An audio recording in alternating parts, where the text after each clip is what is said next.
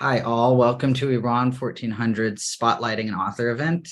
Today, we have the pleasure of speaking with Dr. Shirin Saeidi about her book, Women and the Islamic Republic, How Gendered Citizenship Conditions the Iranian State. Thank you all for joining us today. As many of you already know, the goal of the Iran 1400 project is to encourage productive conversations about Iran by looking at the evolution of ideas and institutions within the country during the last century. We are certain that today's discussion will be a valuable resource in that mission. Before we introduce our guest, our communications manager, Tabi Anvari, will share remarks on behalf of the advisory board. Thank you, Sydney. Dr. Saeidi, on behalf of the advisory board and the team at Iran 1400 Project, we thank you for taking time out of your busy schedule to be with us today for such a timely conversation. The Iran 1400 Project's mission is to foster a greater understanding of Iran's history during the past century in order to promote an informed conversation about Iran's future. We're honored to have you with us today to share your research and insights on Iranian experience. Welcome once again. Thank you, Tabi. So our guest today, as Tabi said, is Dr. Shirin Saeidi. She's an assistant professor of political science and an affiliated faculty member of the Middle East Studies program at University of Arkansas. She earned a BA in government and politics from the University of Maryland, College Park, and her PhD in politics and international studies from Cambridge University.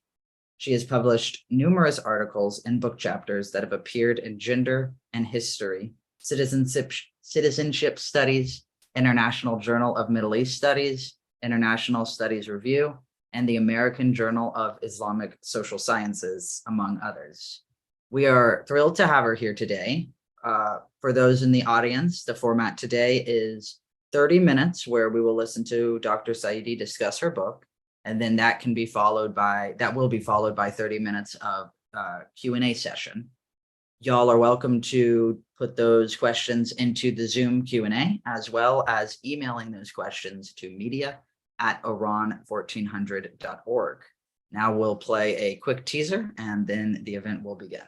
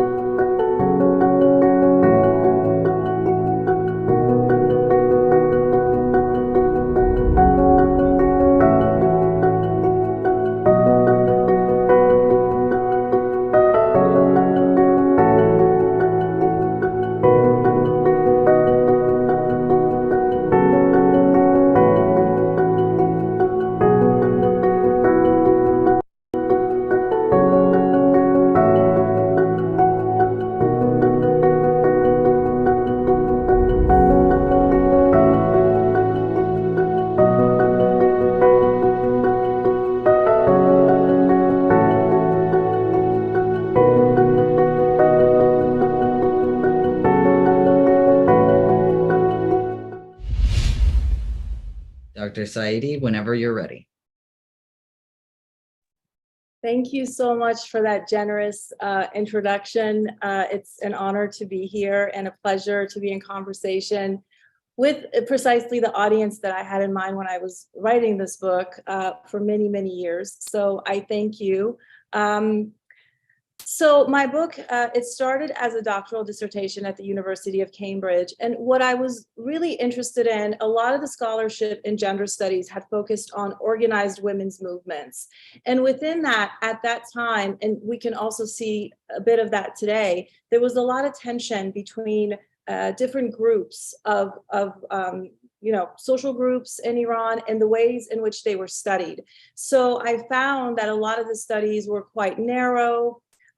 They were brilliant, don't get me wrong, they inspired me and they are the basis of what I did. But as a young, very vocal and critical reader, I wanted to read more about women that were not involved in organized activism. And I wanted to do it in a way that was inclusive. So I was interested to study the experiences of leftist political prisoners in the 1980 to 88 period, their lived experiences, but also women who participated in the Iran-Iraq War and identified with the new state. And as well, I was interested to know more about women who were not necessarily thinking in any political paradigm, but they joined the workforce at that time. So my book brings together the experiences of Islamist, leftist, and secular women in post-1979 Iran to understand what women's resistance to state formation creates. So sort of embedded in my general critique of gender studies of Iran, I had this longstanding theoretical concern with how resistance was theorized. Resistance as a mode of pushing the state back, of trying to survive, of being explicit about your dignity. But when I would think about women's resistance, I imagined it as creating something new, as being much more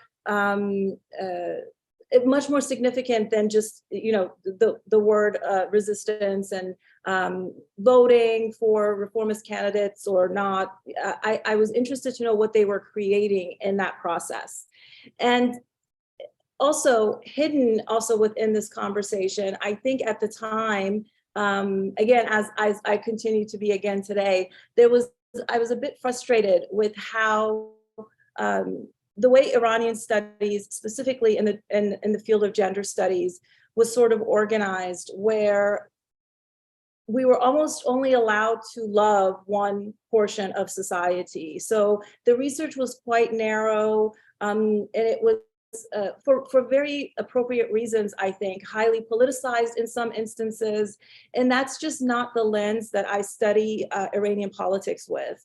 I am in many ways I love Iranian nation and society with all of their differences and diversity. So I wanted to bring those experiences next to one another to understand what that teaches us, because traditionally we were told, if not explicitly, but in between the lines, there was the idea that these women were very different from one another. And as at the time, as the younger generation, when I would see them in Iran or in the diaspora, there was also a lot of conflict. So I wanted to know, is this really true? Are they fundamentally different and they don't share much in terms of political identity or political strategies or aspirations and dreams?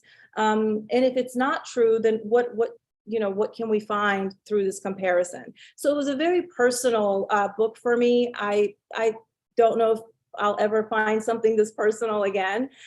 So I'm happy that, it's done and I did my best, because I don't know if I can do it again. But that's sort of the motivation behind the book. I conducted close to 10 years of field work. So I conducted interviews and field research in the diaspora. Through the help of colleagues, I was able to identify former political leftist political prisoners and speak to them about their experiences. After I conducted those interviews, I returned to Iran, and I was able to, again, through support, able to find women that participated in the Iran-Iraq War, and I conducted interviews and also archival research in Iran. And so once I finished my PhD, I went back and I actually lived in Iran for 2 years. And that meant that ultimately it resulted in rewriting half the book. And so I was pushed on a lot of my thinking, and we can talk more about that in the discussion.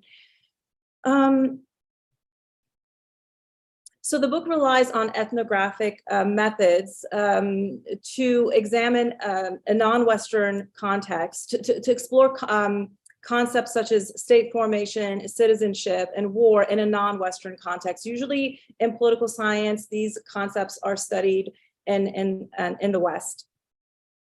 The main theoretical contribution of women in the Islamic Republic is the claim that the unstable nexus between statecraft in particular performances makes acts of citizenship central to the state's conditioning. So if I were to say that in simple terms, the Islamic Republic in the last 40 years has consistently been unable, unwilling, but ultimately also, I would argue, just not having the capacity, the forward thinking, the expertise to meet women's demands. And so what ends up happening is that women, non-elite women in everyday life, they push those boundaries and they ultimately force the state to catch up to them. So much of what we're seeing today, and I don't want to talk too much about today, this is my second talk for today, so I will leave that for the previous talk, but much of what we're seeing today, actually, there's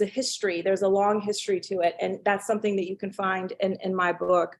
I rethink Ingen Eisen's notion of acts of citizenship as a working concept that discloses how citizenship forms in momentary bursts through contentious politics aimed at the state and or society.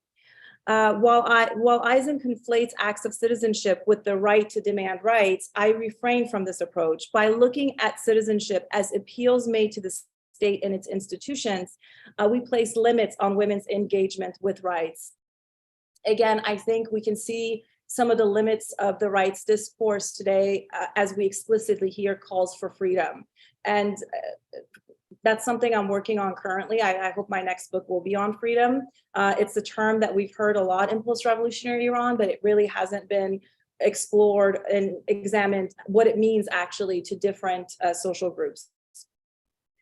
So each chapter illustrates the diverse, complementary, conflicting notions of rights, roles, and responsibilities that the women included in this study express through their rights demands, pursuit of spiritual growth, moral calculations, and formation of belonging during different moments in post-revolutionary Iranian history.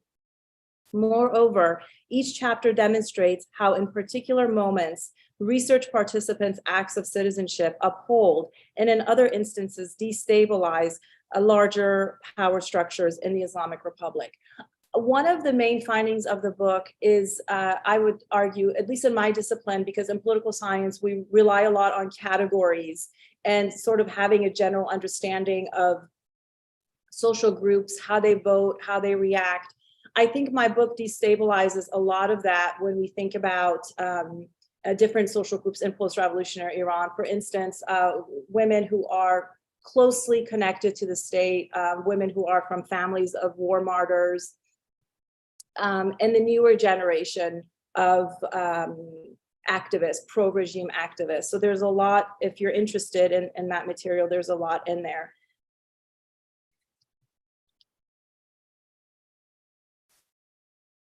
And again, I've mentioned this before, on a very superficial level too, the book was inspired because I am Iranian American and I grew up in the Washington, D.C. area. And so I sort of came of age during the invasion of Iraq and September 11th. And, you know, I'm old enough to remember the voice and the writing of Edward Said in real time, as well as others like Hamid Dabashi. So I do consider myself also to be a student of that school of thought. And you'll see it if you read the book. It would be of interest to scholars and activists that work in post-colonial studies, that are interested in feminist activism, and as well as political theory. And one of my hopes, and it's a shame that, you know, we can't really present our work in Iran, but one of my hopes was, the reasons that I wrote this book was to have a document that, you know, has this history, because the Islamic Republic has been very effective in disconnecting the younger generation from their past, both through the education system and how history is taught, but also just by execution and incarceration. So I feel that any movement for the future towards freedom and whatever else people might be imagining really requires us to be connected to our elders and those that have passed, and to learn their lessons from them. And so it was important for me to write that book in honor those people. So in chapter 1, I sort of explained the theoretical framework of the study, and my goal is to challenge the Eurocentric nature of political science, especially when it comes to Middle East, particularly when it comes to Iran. And I think we're seeing this right now in this moment of crisis. One of the common questions that a lot of us are asked is, what are some good websites or sources that are accessible to the general public on Iran? And so, I think that there is this particular tendency to view Iran as this exotic place that only some people understand. At the same time, because of our history of political violence, forced migration and exile, there's also a lot of trauma that we have that also hasn't really been processed. So that makes the transmission of misinformation quite common. One of the things that I argue in this chapter is that, and I mean this, and I don't know why people don't believe me when I really mean what I say. I study Iranian politics because I want to learn about politics. It's not because of some political agenda or because I want to explain Iran to the West. I study Iran because the Iranian people right now, and also historically, have been very creative in their forms of resistance. They have been, it's an incredibly sharp society. They know their culture, and I think hidden within society are very explicit visions for how they would like to see the future of the country. And so I study, I argue in this chapter that we should study Iranian politics to understand what citizenship means, to understand the impact of war on state formation, in particular, how it affects women's rights. One of the findings of the book is that because of the intersect of the revolution and the war, non-elite women, so women who are not affiliated with the state, women who are not a part of any kind of organized liberal feminist movement, which tends to have a close relationship with the state, and there are many opportunities in those spaces to kind of co-opt and shape women's demands and the limits of those. So women that are not affiliated with any of that became politicized in post-revolutionary Iran, and the dominant form of citizenship that emerged is an activist one, which is basically taking it upon yourself to make demands and be a citizen, even if you're not recognized as a first-class citizen or a full citizen. So this is something that I've talked about in previous discussions before this, the September uprisings. I argue then and now that this has been a very significant element of the state's, a post-revolutionary state's character, but it hasn't been given enough attention, I would argue, in Persian or in English literature. In chapter 2, and again, I think this is very important for this moment. In chapter 2, I argue that, we have this back and forth debate about, Islamic feminism, liberal feminism, the good, the bad, the ugly. And what I argue in this chapter is actually young women in Iran, historically, so during the 1980 to 88 period and today, so I trace that entire time, have been politicized significantly by the everyday experiences in their life. So I don't mean to say that they don't know their history or that they don't care, but what actually triggers the resistance, or for instance, coming into the streets, it's what they're seeing in their family, in their neighborhood, and that really impacts the political decisions that they make. So in some ways, the debates and the things that we continue to argue about in academia are irrelevant to the lives of non-elite women in the streets today, and perhaps in the last 30 years or so.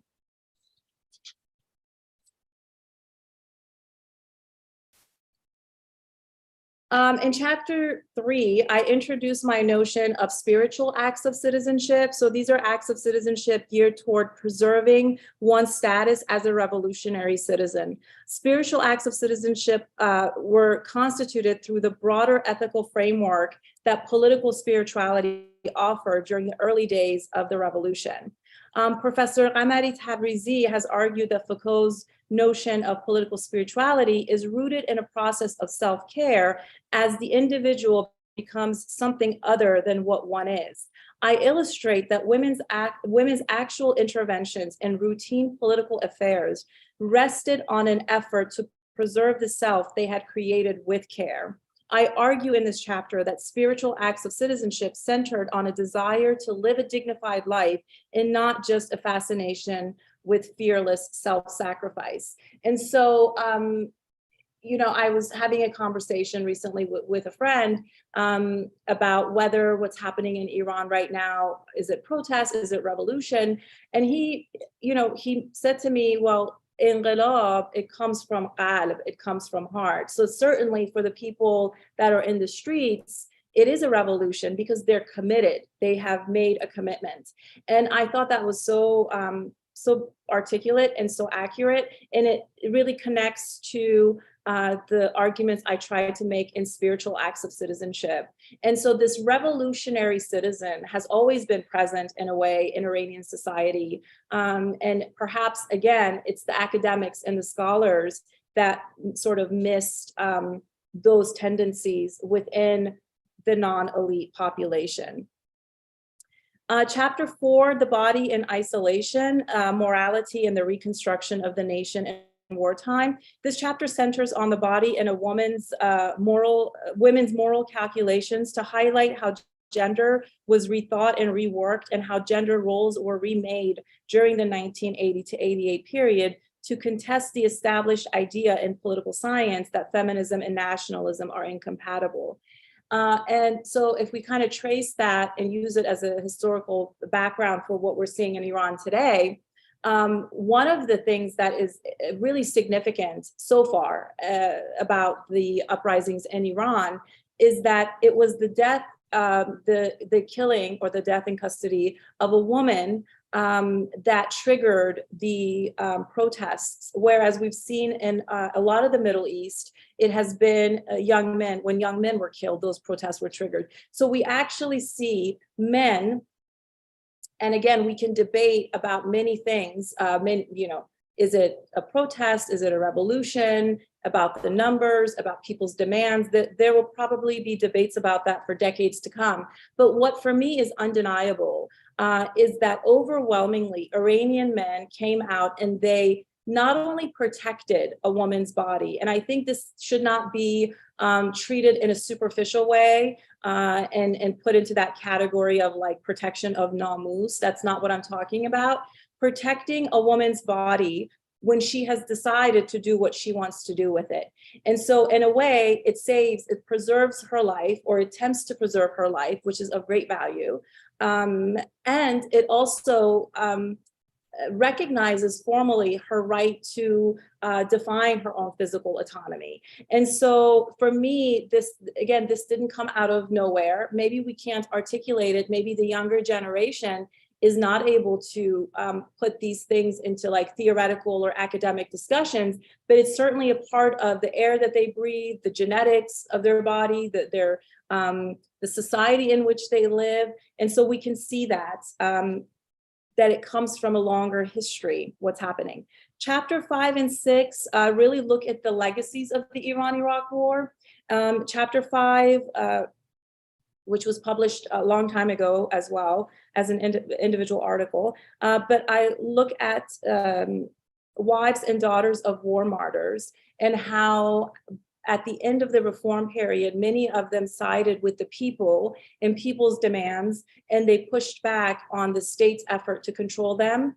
And they used their power, they used their first-class citizenship status to support society, which again, is really important to highlight when we see arguments that pin us against one another, that create binaries between those in the country or those outside. That's not to say there are not significant differences and that we can't harm one another, but it's just to say that we also have this history of working with each other and being incredibly open and understanding and accepting of differences. And that is crucial for any kind of democratic future for the country. And we must not lose it. It's the basis, I believe, for resisting neoliberalism, for resisting colonialism and all of those bad isms that exist, is that unity.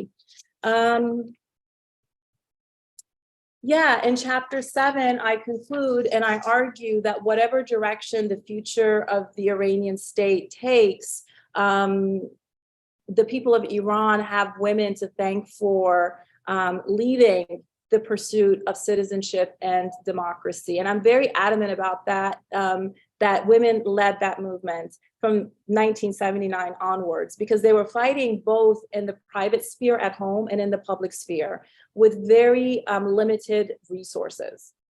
So I think I'll stop there.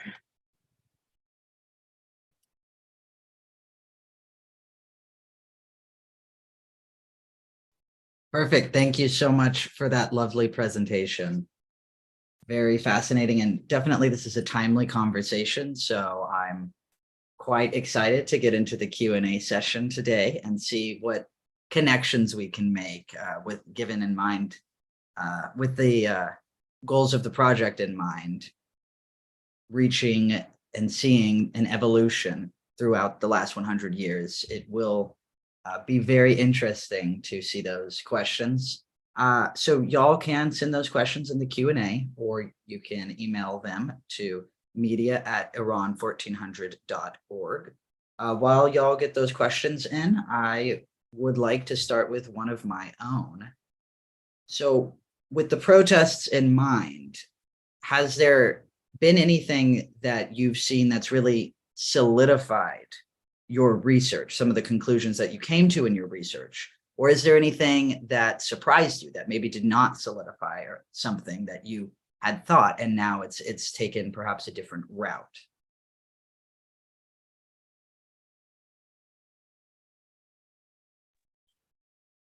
Okay. I have been very surprised by how supportive Iranian men have been from all political and ideological backgrounds. That did take me by surprise, and it makes me feel that the last 7 years that I haven't traveled to Iran, certainly many things have changed. It's a kind of physical, moral, and emotional support that many of us that are older and had these personal revolutions and rebelled, it's a kind of support that we didn't have. So in that sense, that is the first thing that captures my attention. But that certainly doesn't mean that there aren't so many things to think about and to highlight. But for me, that was something that caught my attention. I can't really say anything has surprised me. I am so amazed by the scholarship that my colleagues have produced in the last 40 years, because I feel that they have given us the different bits and pieces of the puzzle that has brought us to this moment. So for instance, I really recommend the work of Val Muqaddam. She has a new book on the Arab uprisings, and she argues that gender and women's rights were not only a factor in those uprisings, but they were actually an independent factor. So they in countries that had state feminism, for instance, we saw women taking a very strong lead in the uprisings. And she argues that state feminism, however limiting and limited it might be, in context of authoritarianism, it does create a stronger sense of coalition or sense of confidence among women to resist the state when the opportunity arises. And they also are in a position to make better gains after the uprising. And so this makes me think about how groundbreaking and significant the work of Ziba Mir Hosseini, Homa Hudfar, Parveen Paidar, all of the scholars whose work really just inspired me and was the basis of what I did.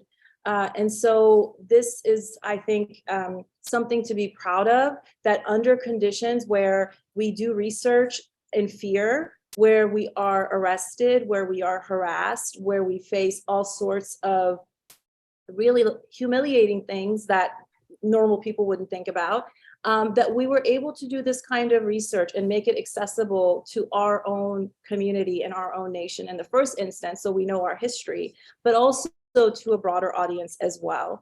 And so, no, I can't say anything surprised me. I'm, of course, devastated by the violence, but the violence doesn't surprise me either. If you study the 1980 to 88 period, if you were around during the 2009 contested presidential election, it's devastating to see this violence, but it's even more devastating to see how quickly states are able to rebrand themselves and remake themselves and come back and promote a new narrative and have some of us thinking that that can't be real. They must have done something. It's not my group. It's not my problem. And so this is something that we've seen, and I would suspect, depending on how things go, certainly the state is going to try to find another narrative to give, to define what we're seeing in the streets. Mm-hmm. Thank you. That's a very interesting, although, like you said, also devastating answer. Our next question comes from Dr. Fatime Keshavars. What role do you consider appropriate for the expatriates to play in the response to the current protests? Excellent book, by the way. I look forward to reading it.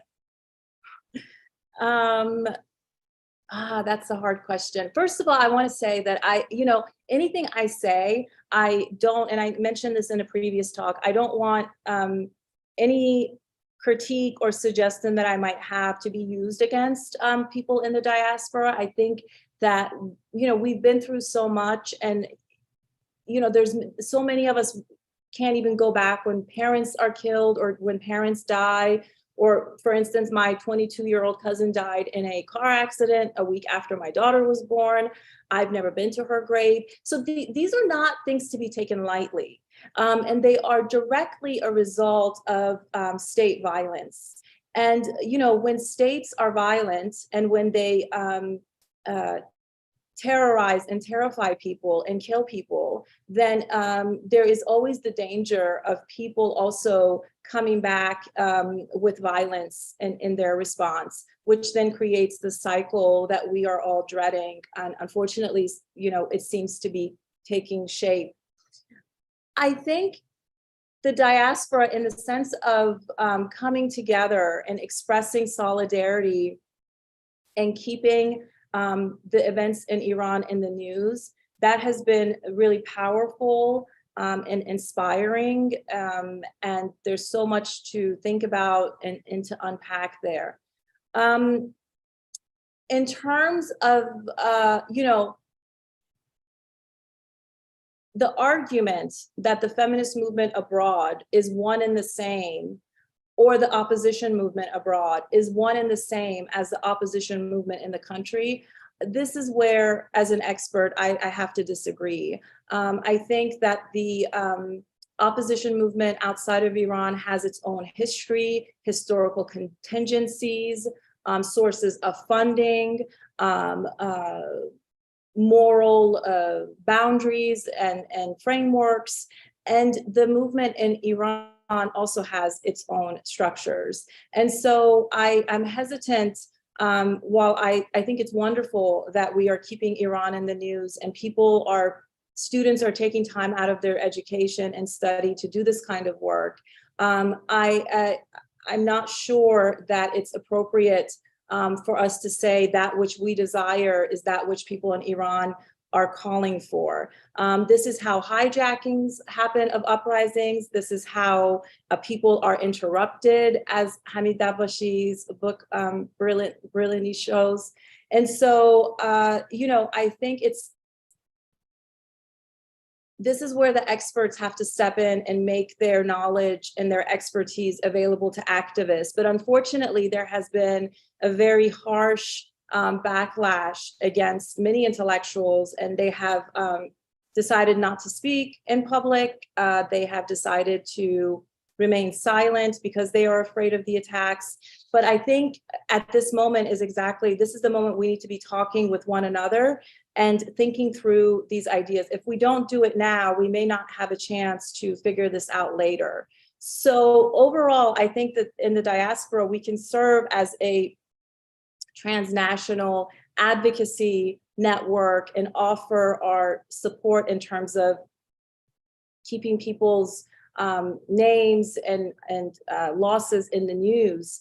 But the actual work that needs to be done will have to be done in Iran, and it requires organization, and it requires strategies which take people, which use the streets for resistance, but also rely on other tools and methods for resistance. And that is something that we can think about together, but ultimately, the people that are on the ground are the ones that will have to make those decisions.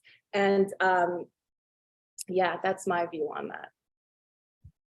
Thank you. As you know, there's definitely a lot of talk about the diaspora community right now. So I appreciate you sharing your thoughts with us and also outlining your vision of how those in the diaspora can use their voices in a productive manner. Our next question is about, so you talk about the irregular nature of citizenship a lot in your book. Could you define that, as well as the follow-up question after defining what irregular nature of citizenship is have you seen this have a direct link to the protests going on right now? Very good question. Thank you. So what I mean by irregular citizenship is just basically that there's one argument, or there's one law in the actual Constitution, and then it's applied in a very inconsistent way, if ever, for the people. So for instance, Iranians do have the right to protest. They have the right to gather and express their grievances in the public sphere. And this is one of those laws that is not really applied to people that actually have grievances. And now those that support the state are often they have protests and gatherings without even those permits. So that's just one example of it. There is one thing in the Constitution, it's applied differently. And then Islam, religion enters all of this in a very vague and ambiguous way. So for instance, there are statements like, as long as it doesn't go against, the Islamic faith. Well, what does that mean exactly? And so it's these kinds of inconsistencies that are weaponized by a state that is intimidated by a people that can organize and speak and so on.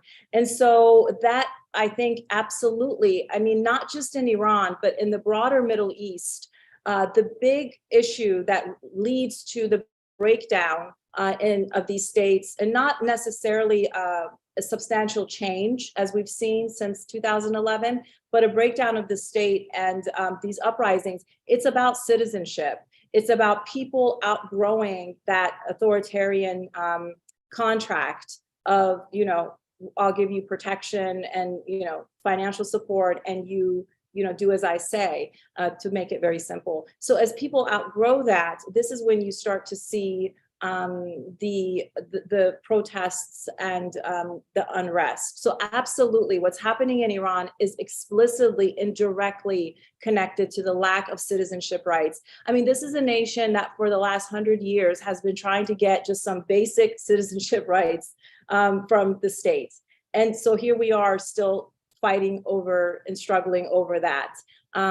So I think the vision for that among Iranians is perhaps much more explicit than other parts of the Middle East, just because, with the exception of perhaps Egypt, just because there has been this long history of it, and we have had elements of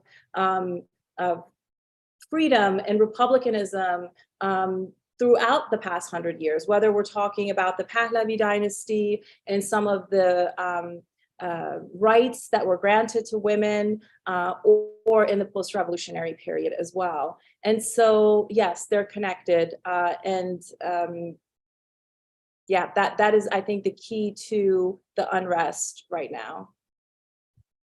Thank you. So a follow-up question to that, looking at, we've looked at a link to the unrest, and now the next question I'd like to ask is, what research findings from your book can Iranians or Iran observers or just people who are interested in it, what are the key research findings that you would emphasize for us to better understand the state of citizenship in Iran today in order to more productively understand it, and maybe possibly with that understanding, possibly use our voices in a certain way, or maybe not?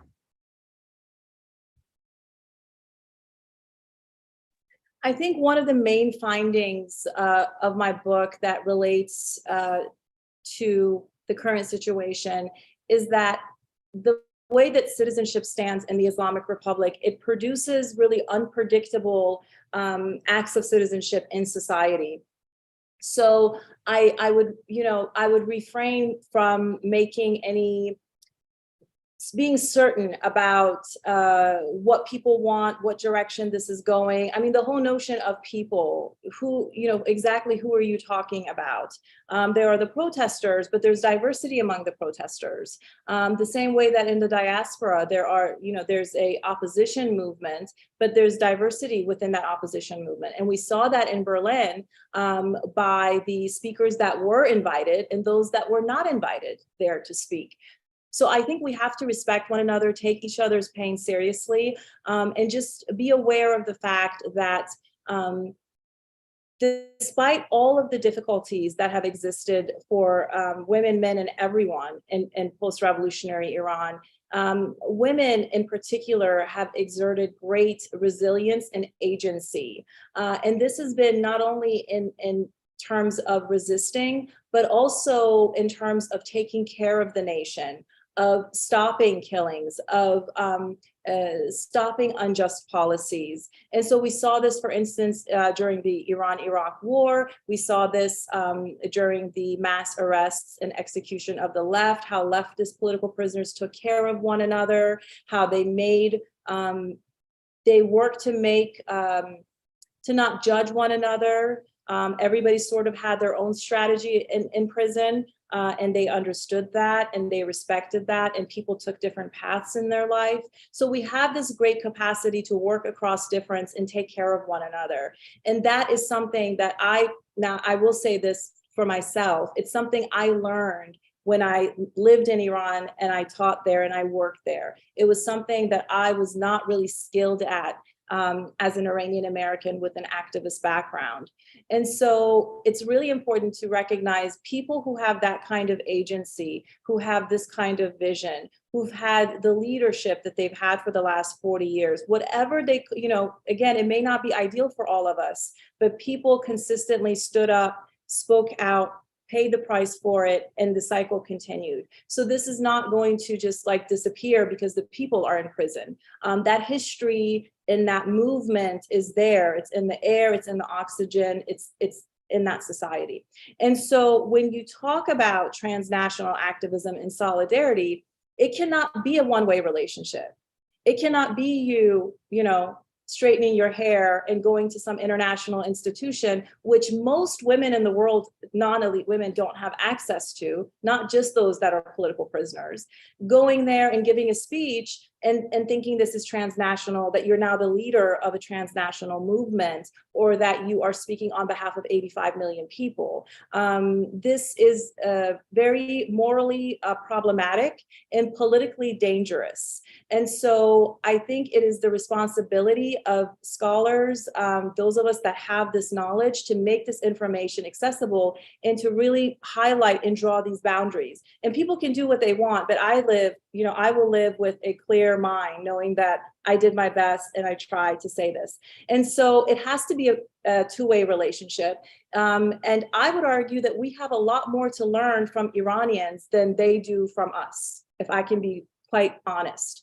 And so, approaching transnational relationships outside of those hierarchies and challenging those hierarchies, that's the future. That's about freedom and liberation. But continuing to reassert these hierarchies that in the 1990s and early 2000s, we knew were flawed, I don't think this is going to help any of us achieve the goals that we might have personally or the people of Iran might have collectively. Thank you so much for that very, very informed response. And it's incredibly important to keep that in mind. So I appreciate you sharing that with the audience. A reminder to those in the audience that if y'all have any questions, please do send those through the Q&A section. Our next question comes from Aisha Sertel. Did you anticipate such rapid secularization and polarization of Iranian society? How do you put that into words? I don't know. Thank you for that question. I've never really been convinced by that whole scholarship of like secularism, religion.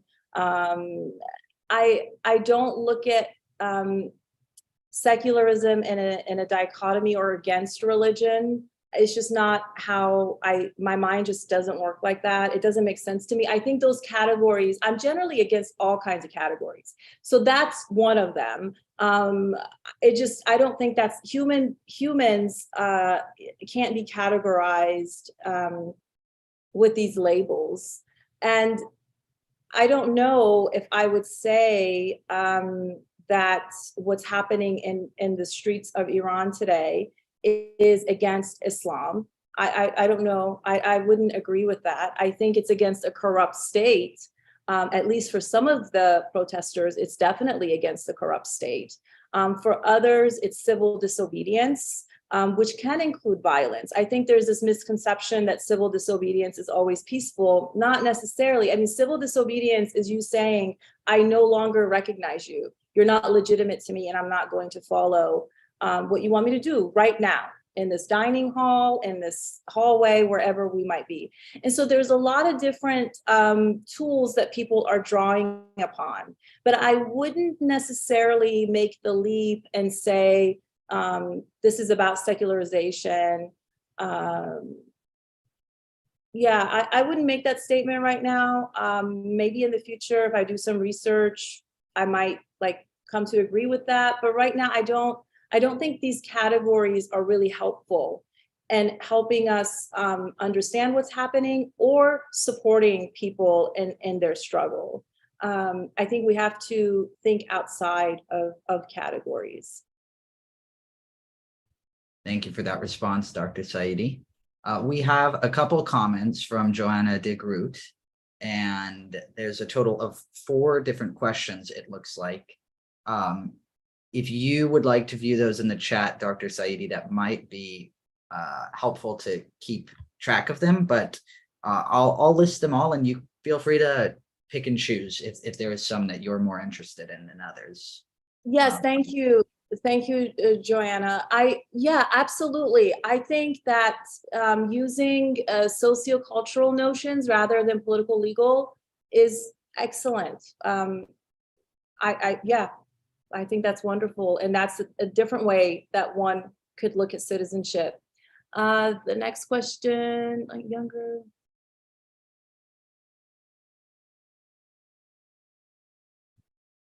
Absolutely. I mean, looking at the work of Professor Bayot, Weapons of the Weak, History from Below, that is all definitely work that is ingrained in my brain. It's a part of my thinking, and I think it was on page 1 of the book as well. So yeah, absolutely. You can use all of those.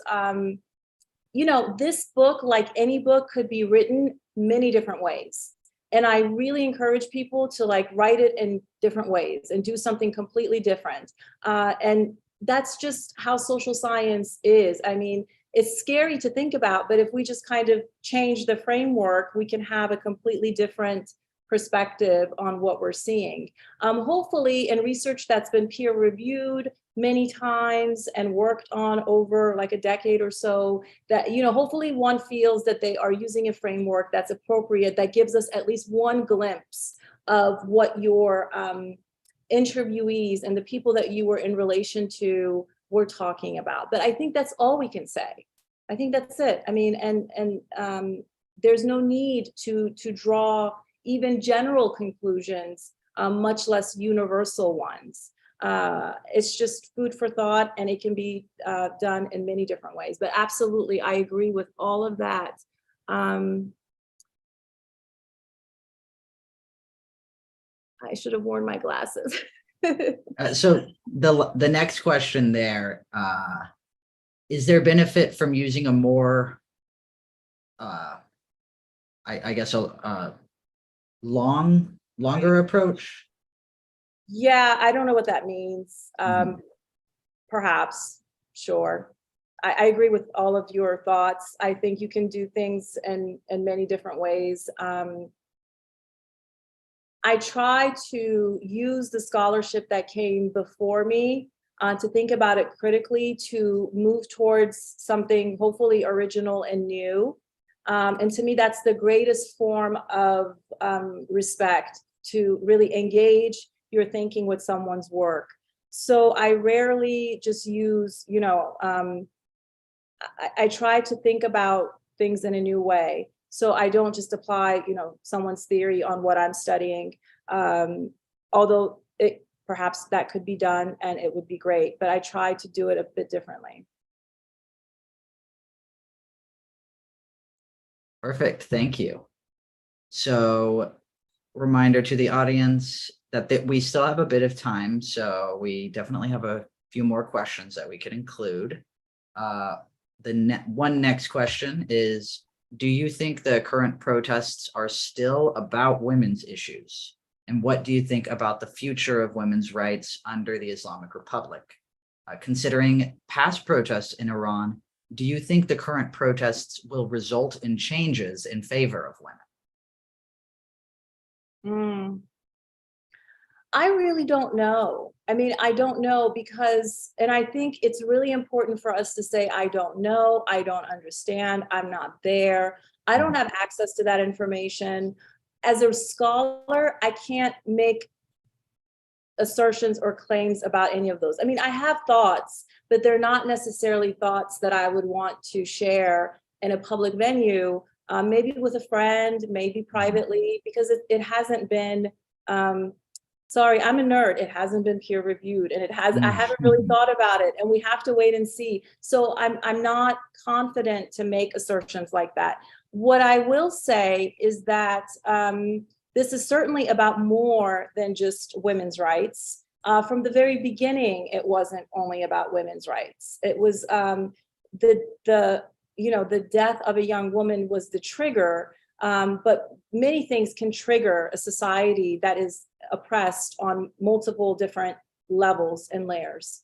And so the Islamic Republic has a lot of problems. And I mean, and it doesn't seem like the leadership, at least from what we're seeing right now in public, a significant segment of the leadership, at least, doesn't really seem to want to talk about this or meet people halfway, or, you know, they are going to fight it out. It seems that's the approach. And so are the people. And so, I mean, I mentioned this at my talk at GW yesterday. There's a misconception that the state has used all of its violence. This is not true. The Islamic Republic of Iran has many layers of security, organizations, groups, individual leaders. So they have a lot of tools for violence, like most states do. They also have experience in disorganized warfare in the Middle East, and as well as relationships and connections to those types of fighters.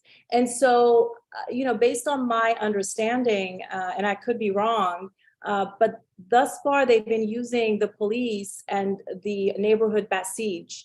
And so, they could do other things that they haven't done yet. And this shouldn't discourage people or scare them, because the people haven't used all of their power either. So it's a very crucial moment where important decisions have to be made.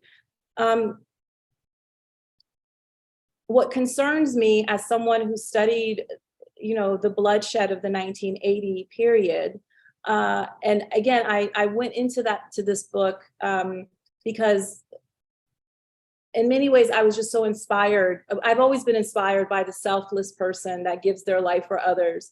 I still am. But it's when you read that history and you see how it fundamentally ruined so many lives for generations,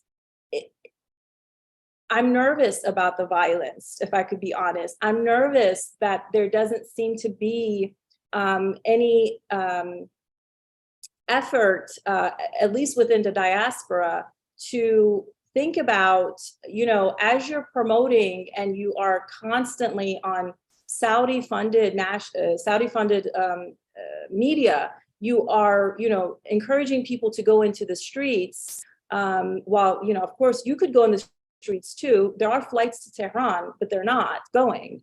As you're sitting wherever you're sitting, you're encouraging others to go into the front lines of fire.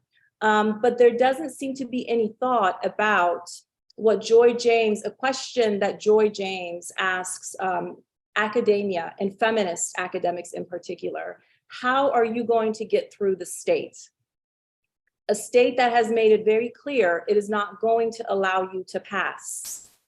And so this is an issue of violence. What is the strategy? Is the strategy just to send our youngest and brightest and bravest souls into, towards death?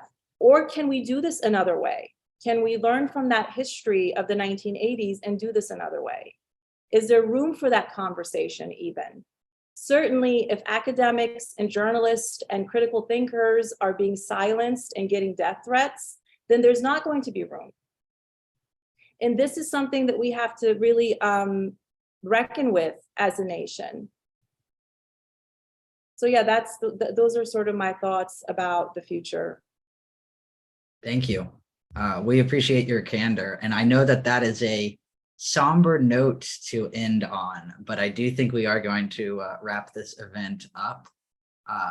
Again, thank you so much for the publishing this book, which is so important right now and such a valuable contribution to scholarship on Iran. Thank you, Dr. Saeidi, and thank you for joining us today and discussing the protests with us. I know that the protests obviously are not yet covered in your work, so I appreciate you finding ways to link this all together. It's really fascinating to see this conversation. I just have a few announcements for those in the audience. Please do check out Dr. Saeidi's book, Women in the Islamic Republic: How Gendered Citizenship Conditions the Iranian State. It is a wonderful book. It is published with Cambridge University Press. In terms of where you can find Iran 1400, our website is iran1400.org. We have content in English and in Farsi in the form of articles, videos, podcasts, events like the one that we are at right now. And we cover ideas and institutions such as modernity, identity, education, fine arts, and the women's movement. If you scroll to the bottom of our website, there you can sign up to receive our newsletter. It will keep you up to date with our new content as well as our upcoming events. And you can find us on social media at Iran 1400 Project. If you find today's event interesting and would like to check out more content specifically about Iranian women and gender in Iran, you can check out our articles on the website, From Engendering Laws to Its Gender Blindness by Mehrangiz Kar, Freedom and the Iranian Women's Movement by Hoda Mahmoudi, and Iranian Women's Movement, A Century-Long Struggle by Ali Akbar Mahdi. Thank you all for joining us, and one more thank you to you, Dr. Saeidi, for this lovely presentation and conversation. Thanks, y'all.